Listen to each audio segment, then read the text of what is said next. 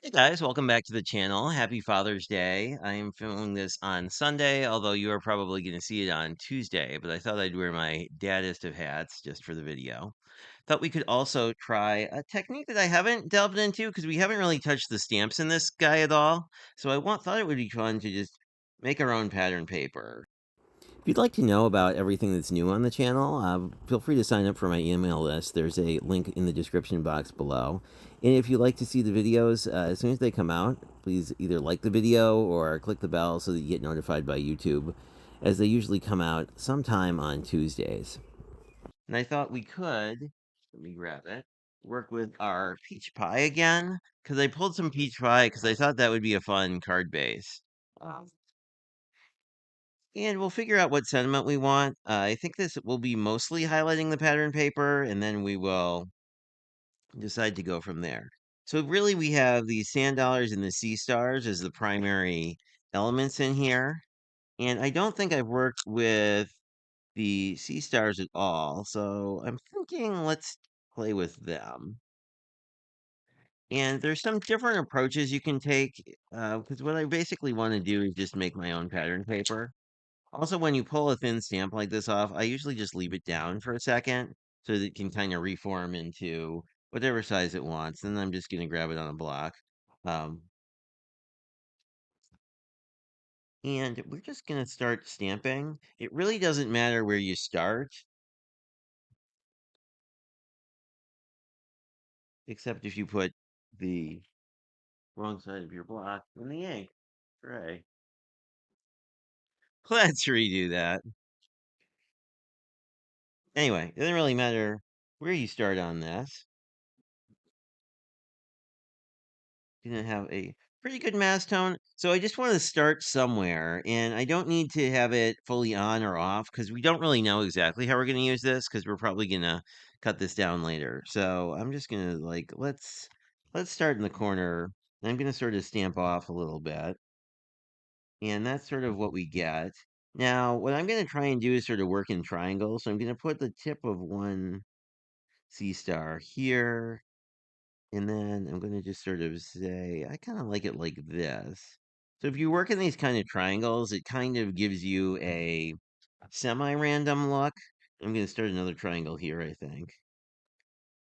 There we go. Then that triangle, I'm going to build off like that. And then we'll complete it out. I'm going to put my little tip in there. So I'm trying to generally, and I'm going to start one over here, I think. Going to generally keep this sort of consistent. And obviously, you can use either full strength ink. You could certainly stamp off if you wanted less. As you can see, these aren't coming out perfect, but that's kind of the idea here is that we're going to have sort of a more of a random, but not that random kind of a thing. So I'm going to start there and then two, and then we're going to do one kind of off up top there. And I've got this area that I'll just do one there. And I really like this kind of stamping. I feel like I should have one here. It depends, and you can make this either more or less random. Here you see I got a little smudge on it. It doesn't matter, and you can rotate your paper, obviously. I'm gonna start another cluster off this guy, because then we know that we have that, and then maybe one here. You see that one didn't fully stamp. I think that's fine. Obviously, let me just clean this off a little bit. Depending on your tastes, you may or may not like smudges or odd bits. What we could continue doing is layering more things on top of this too. Like what we could do is swap this out, and if we wanted to bring in a second color, because what we're gonna have with the base here, once we put this together, is very much a tone on tone look, which I'm actually really digging. So I think I'll leave it, but the nice thing about all the color families within Stampin' Up! Is you can basically mix and match them pretty easily. There's also the color coach online, which will give you more specific, like if you want, if you're going for I don't know, a very particular type of color that you'd like. I think what I'm going to do is a design I very much like, which is basically to do sort of a triptych, which is sort of three panels. So basically, all that we need to do is decide what color we want to use. I'm thinking Pretty in Pink would look good with this, or we could use the white as a card base. So I think I'll do that. Let me grab one more piece of white here.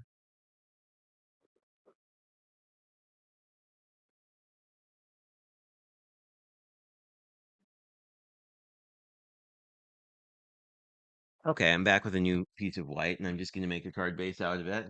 And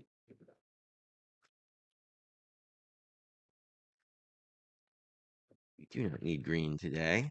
But depending on your personal taste, you can pretty much do as much or as little as you want with this pattern paper technique. I tend to like it just because it gives a lot of options when it comes to,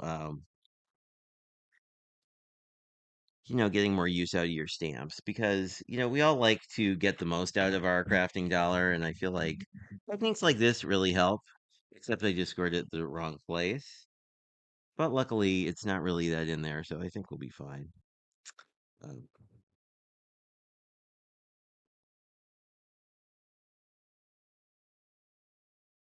we go. So our score line, we will just fold this in half.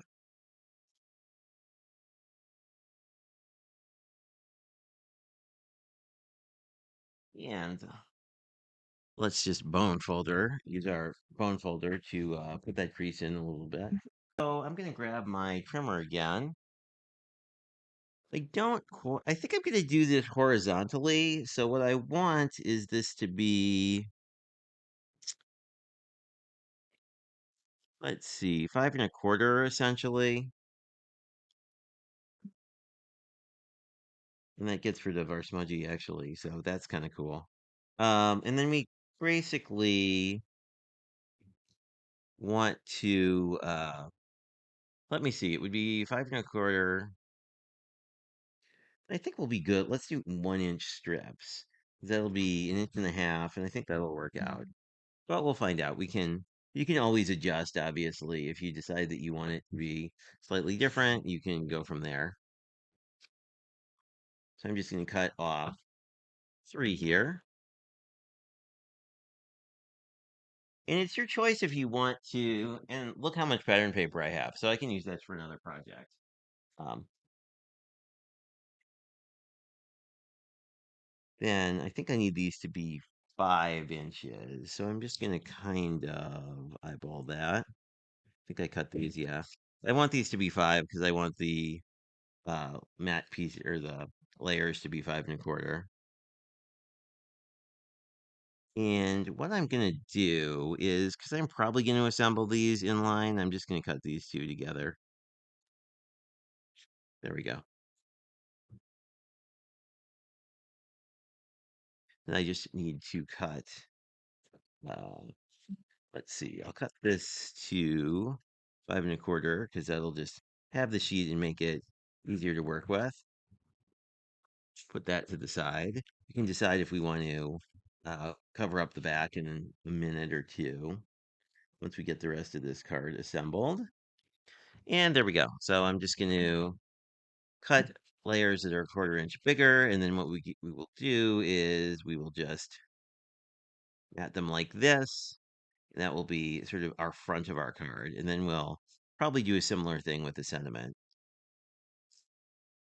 I did want to mention that there'll be some new content coming up on the channel. If you're used to these Tuesday videos, what we're going to do is slot in a free card class on the third Tuesday of the month going forward. That's going to start in July. And that's going to be a great opportunity for you to see some ideas on what to do with some of the products you've picked up And also, if you're interested in the project that I make, we will be providing a free card kit. That'll be free if you make a $40 purchase in my online store. I'll also sell them a la carte, but I think it's just a great opportunity for folks to work through their wish list. I don't know what you actually let me know. What do you guys collect when it comes to craft supplies? I am definitely much more of a paper person. So this is kind of how the front will go together. So what I would like to do is I just need to stick this down and then I'm going to put this together and then we can think about what sentiment we want. So anyway, I was planning, so that's the plan going forward. The other thing that came up is that it is going to be July soon, and there's a bunch of products that are releasing for sort of a Christmas in July kind of thing. So I thought it would be just a lot of fun to basically start doing this to sort of kick everything off with a Christmas in July stream and then go from there. So if you're interested in all that stuff, please sign up for my email list because they will be the first folks to know all the times and bits and all the details. There we go. So I'm just using white glue. I loaded up in a bottle I've had for several years, but I believe Stampin' Up also sells a precision glue bottle. They're all kind of the same. I like these because they have a very long tip and the cap has a needle in it, so it keeps it clear. Um, a lot of people who craft every day don't really have issues with white glue drying out, but I kind of do because I work during the week, so I have sort of longer swaths of time where I'm not actively crafting. Whoops. There we go.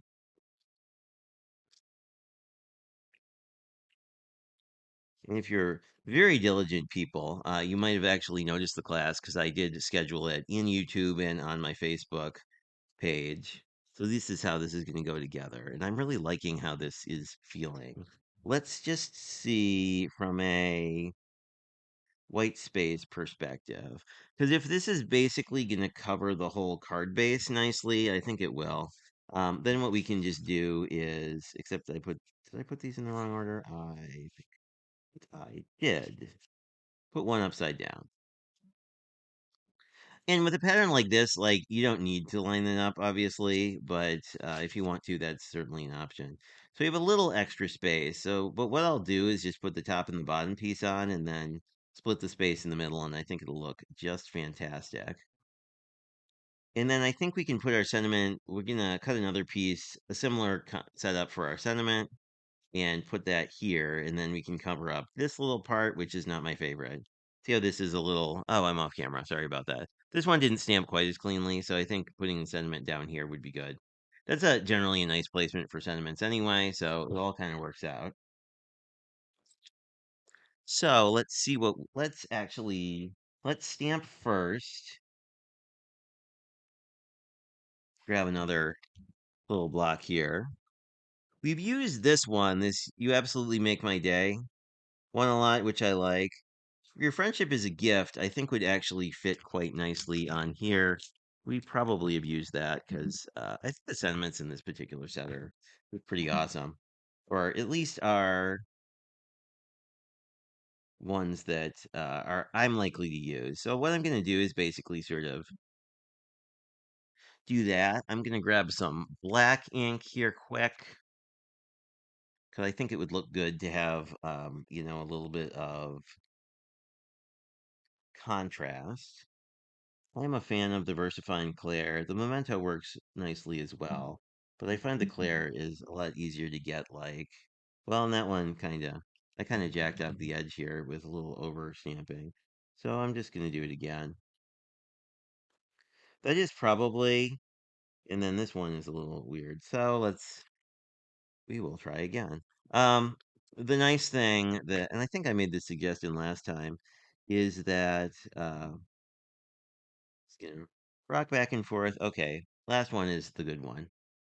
If you're new or like me and don't are not the best stamper, I would definitely recommend stamping all your elements first and then assembling because nothing's quite as irritating as like having a really good card and then having an issue with the sentiment at the last minute. So, we could either do this on, I think I'll do it on my trimmer because I think it's a little easier to line up, but you could do this freehand as well. I'm just going to go over a little, cut off the sentiment I want, and see how I feel about the spacing. It's pretty good. Maybe take a fly's eyelash off the other side. Yeah, I think that looks better. That looks more centered to me. Anyway, and then we just do that on the other side as well. And we weren't we weren't locked in, but now we are. So now it's a little hot. Took a little much off the top, so we just keep doing this. Worst case is that you decide you need to restamp this. So there we go. Perfect.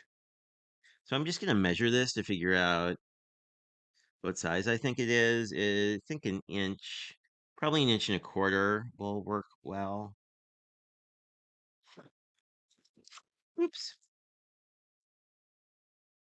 Gonna start with an inch and a quarter. If an inch and a quarter seems a little big, we can always cut it down. And you can make decisions as you go, obviously. Yeah, I feel like this is nice. This is a little more than I want, so I'm going to cut off a quarter inch, I think. And the other option is you can just glue your sentiment down with the matting you want and then just trim it. That's also a good way to go. So this is an inch. I'm looking for like just a scant border. The inch, yeah, that'll work. So we have a very, very thin border. But I think I'm gonna I think that'll be a nice contrast with everything else. Yeah, so for this one, I'm gonna glue this down and then I'm just gonna trim it with my scissors to the width that I want because I think that'll just be easier. And then see, we have I don't know, fly's eyelash border, if you will. I think in real life that's probably like 1/16th if you are doing this. But what I generally do is I'm just gonna line this up and go like that, and we're pretty good. There we are. So now we can get the rest of the card put together, basically. And I'm just going to do that with wet glue. You could do this entire thing with tape if you're more of a dry adhesive person. I kind of like wet glue for some of these, for things like this, because it makes it, in my mind, easier to just sort of get the alignment you want, because you have a little bit of extra working time. Although, I'll say the vast majority of the folks we send cards to are not going to like break out the ruler to see if your thing is even. So, there's that.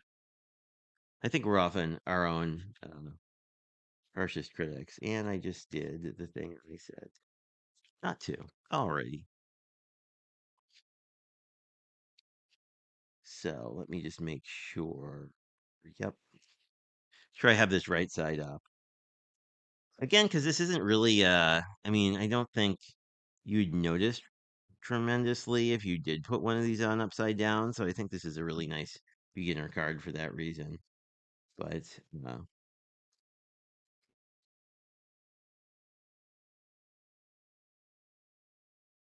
in fact, I think I did put one of these on upside down. Yeah, this top one is not right side up. So let's see if we can. Yeah, we can peel this off. And like this looks awful, right? But we're gonna reglue this on top of it, so it's really not that big a deal. There we go. But we do want to make sure we're covering that up. And if you do have to peel stuff off and put it back, definitely use more wet glue because you'll lose a lot of the stick in doing that. But there we go. We have our sort of triptych look. And I think that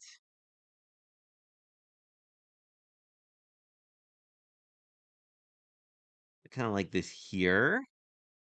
That would be so this would be one option. I like breaking up the triptych, I think. Um, and as you can see, I did actually oopsie this up, but I still want to put this over where So you could either put this like in the middle, obviously, of one of these, but I actually really like it when it's kind of in between. So I'm going to put some glue at the top and the bottom. I don't really need any glue in the middle because it's not going to be touching anything. Of course, you could also, this will give us a lot of dimension, but if you wanted to put this up on a dimensional, you could do that as well, because that will give you even more. But um, and then if you wanted to go further with this card, I think this looks fabulous the way it is. But if you wanted to go a little bit further, you could certainly add more focal images. So like we could repeat the stuff the work that we did with these before. We could either use the embossing folder, we could stamp them, we could do any of that stuff too. So you could always add more to this, but sometimes I think just a really simple card is a nice way to go. So that is what I have for you today. Thanks for watching the video. If you want to see more from me, please subscribe to the channel and put any comments you have in the description below, or I should say the comment section below, um, because that's a great way to hear what you guys like to watch. And if you join my email list, you'll hear all about all the upcoming events. So hope you have a great day and talk to you guys later.